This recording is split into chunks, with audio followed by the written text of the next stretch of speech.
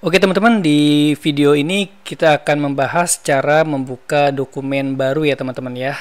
Tampilan saya memang tampilan terbaru yaitu Adobe Illustrator CC 2023. Namun jangan khawatir, dalam penjelasan ini saya akan ngasih tunjuk juga jika teman-teman menggunakan software yang lebih lawas ya. Oke, untuk membuka dokumen baru pastikan teman-teman masuk ke New File ya, seperti ini. Nah, ini adalah tampilan di Adobe Illustrator terbaru yaitu CC 2023 ya. Di sini ada tab-tab yang merupakan sebuah template sesuai kebutuhan. Misalkan ketika teman-teman memilih mobile, maka akan disuguhkan ukuran-ukuran yang sesuai dengan kebutuhan mobile. Untuk web juga demikian ya. Ukurannya juga disesuaikan dengan ukuran web.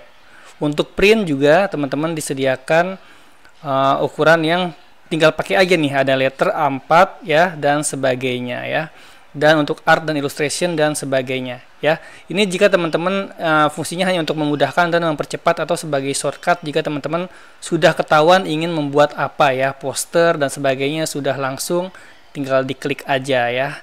Jika ada suatu request custom dari klien teman-teman atau teman-teman ingin merubah ukuran yang tidak ada di template ini, maka teman-teman tinggal ketik aja di bagian sini lebar dan tingginya ya. Di sini pun ada satuannya, bisa poin, bisa sentimeter, bisa pixel dan sebagainya. Misalkan teman-teman untuk kebutuhan cetak biasanya pakai milimeter atau sentimeter ya teman-teman ya. Nah, seandainya untuk ukuran kebutuhan digital ya seperti social media kit ya, social media advertising dan sebagainya, biasanya teman-teman memakai pixel. Oke. Nah, di sini ada orientasi, ada yang tegak dan tidur. Ya, mungkin orang menyebutnya yang satu adalah landscape dan yang satu adalah potret. Ya, potret itu biasanya untuk poster dan sebagainya yang bentuknya desainnya berdiri ya. Sedangkan yang tidur bisa untuk sesuatu yang desainnya landscape seperti sertifikat ya dan sebagainya, atau brosur yang akan dilipat beberapa lipatan ya. Biasanya dibikinnya tidur dahulu dan dibikin garis-garis lipatan. Nah, untuk artboard nih teman-teman bisa ngatur berapa artboard atau berapa jumlah kertas kerja. Misalkan teman-teman membuat sebuah buku ya, maka bisa di setting ukurannya 1, 3, 5 dan sebagainya. Maka nanti dalam satu workspace ada banyak artboard. Oke.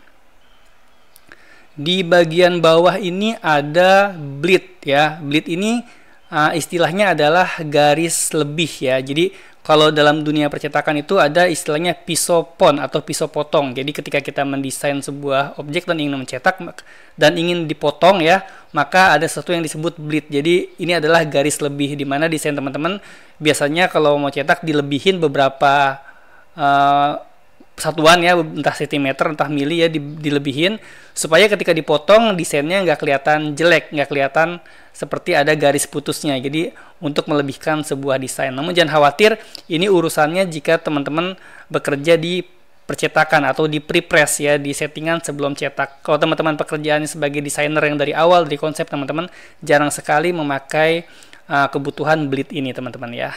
Nah, di bawahnya ada RGB, ada color mode ya. Ada color mode, di sini ada dua versi, yang satu RGB color, yang satu CMYK color.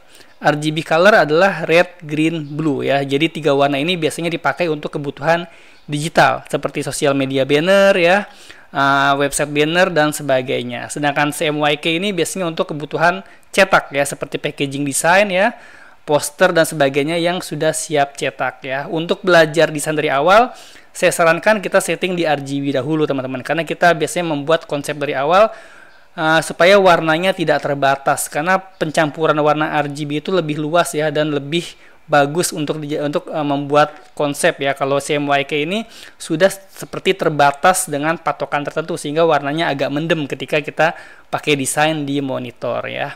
Di bawah dari color mode ada raster effect. Raster effect ini bisa diatur ya, 300, 150 dan 72. Ini hanya preview di monitor aja supaya kita bisa ngelihat oh tampilannya seperti itu ya. Teman-teman bisa setting sampai setinggi-tingginya, namun jika masih konsep, masih desain, saya sarankan 72 juga sudah cukup untuk mewakili tampilan. Kenapa? Karena kinerja komputer jadi lebih cepat ya. Karena secara default pun memang ditampilinnya yang 72 ppi. Di bawahnya ada preview mode ya. Preview mode ini ada dua ya teman-temannya. Ada tiga, ada default, ada pixel, dan ada overprint. Overprint ini untuk kebutuhan cetak, jadi kita bisa abaikan. Ini hanya tampilan aja, jadi nanti kelihatan segala sesuatu yang kira-kira dicetak kayak gimana gitu. Jadi nggak usah dipikirkan ya, itu nanti urusannya jika teman-teman bekerja di percetakan.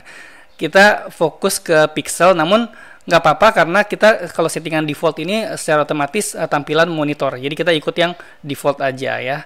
Itu adalah ketika sedikit penjelasan ketika teman-teman men-setting atau ingin membuka dokumen baru di versi CC 2023 ya. Sebenarnya tampilannya nggak beda jauh jika teman-teman memakai versi terlawas. Saya akan nunjukin versi terlawasnya seperti ini teman-teman. Jadi ketika kita kita scroll ke paling bawah, di sini ada More Setting. More Setting ini tampilannya seperti ini. Nah, teman-teman kalau pakai versi CS ya atau versi CC yang di bawah 2023 biasanya ada yang masih tampilannya seperti ini ya. Nah, nggak beda jauh kan teman-teman ya. Teman-teman bisa lihat ya di sini ada nama file ya, tempat menamakan file maksudnya. Di sini ada tempat nyeting artboard, di sini ada custom size atau bisa disesuaikan menjadi ukuran yang kita kehendaki seperti template yang ada di versi terbarunya ini seperti yang ada di sini ya. Ya seperti itu ya, cuman bentuknya lebih simple aja. Ada A4, ada poster dan sebagainya.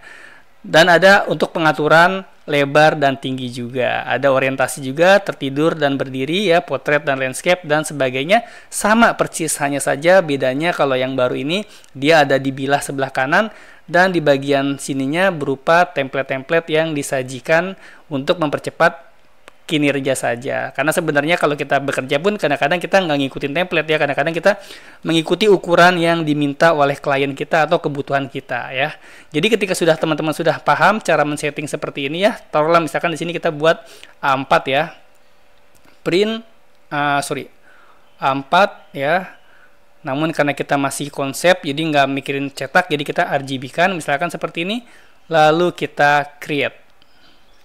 Dan file akan terbuka sesuai settingan yang kita minta ya teman-teman ya. Oke, di video selanjutnya kita akan berbicara lebih tentang artboard ini ya. Kita lanjut ke video selanjutnya.